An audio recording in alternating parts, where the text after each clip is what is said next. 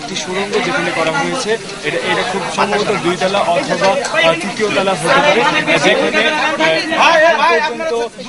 যেখানে মানুষের প্রাণের স্পন্দন পাওয়া যাচ্ছে।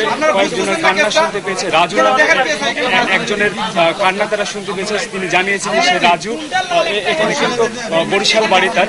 অনেকক্ষণ ধরে এখানে উদ্ধারকর্মীরা কিন্তু চেষ্টা করছে, সেনাবাহিনী সহ অন্যান্য উদ্ধারকর্মীরা কিন্তু অনেকক্ষণ ধরে চেষ্টা করছে। দেখতে পাচ্ছেন কিরকম একটি সুড়ঙ্গ করে ভিতরে তারা কিন্তু অনেকক্ষণ ধরেই চেষ্টা চালাচ্ছে যে কোনো মূল্যে তাদেরকে উদ্ধার করে নিয়ে আসার জন্য। আমরা চেষ্টা করব এখানে যারা উদ্ধার করছে তাদের কয়েকজনের সাথে কথা বলার জন্য, কি ধরনের অবস্থায় তারা আছে, এখনো কতজন এখানে জীবিত আছে সে ব্যাপারে। আমরা একজন আর্মি পার্সন শামীম ভাইয়ের সাথে আমরা কি মনে হচ্ছে এখনো কতজন এখানে জীবিত থাকতে পারে বলে মনে করি? পর্যন্ত তো বলা যাবে না, তবে একজন পাওয়া গেছে, তার নাম রাজু। উদ্ধার অভিযানটা এখনো চলছে, কিছুক্ষণের মধ্যে আমরা ডিটেলস জানতে পারবো।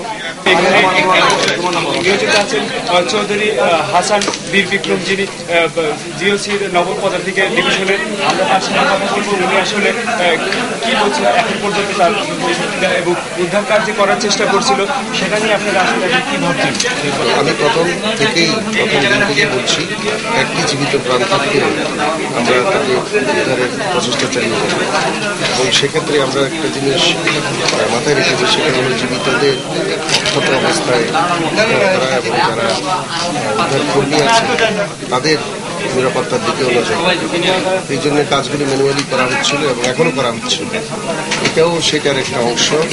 এই কিছুক্ষণ আগে জানা গেল যে 9 জন লোকের সন্ধান তারা পেয়েছে এবং সেজন্য আমরা রেখেছি। কাজটা করছে তাদেরকে বের করার জন্য। কিছুক্ষণ আগে একজনকে বের করা হয়েছে, আরও একজনের নাম শুনেছেন, রাজু। উদ্ধারের প্রচেষ্টা চলছে। এই ধরনের যদি এখন কিরকম আশা করছেন যে আর কতজন এরকম জীবিত থাকতে পারে মনে করেন? এটাই শেষ সম্ভবত যে তারা খুঁজে পেয়েছে।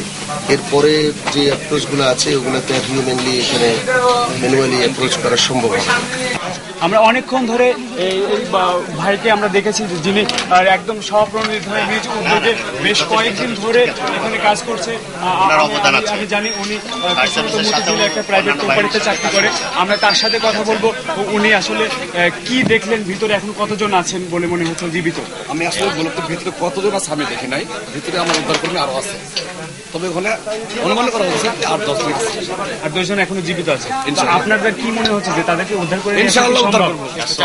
দর্শক, এখন পর্যন্ত 5 দিন পেরিয়ে গেলেও এখন পর্যন্ত কিন্তু এই ধ্বংসস্তূপের ভিতরে মানুষের প্রাণের স্পন্দন এখনো পাওয়া যাচ্ছে, যে কারণে এখন পর্যন্ত কিন্তু সেনাবাহিনী যে সিদ্ধান্তটি নিয়েছিল সেটি কিন্তু এখনো স্থগিত করে রেখেছে, যাতে প্রতিটি মানুষকে যেন জীবিত এখান থেকে উদ্ধার করা যায়।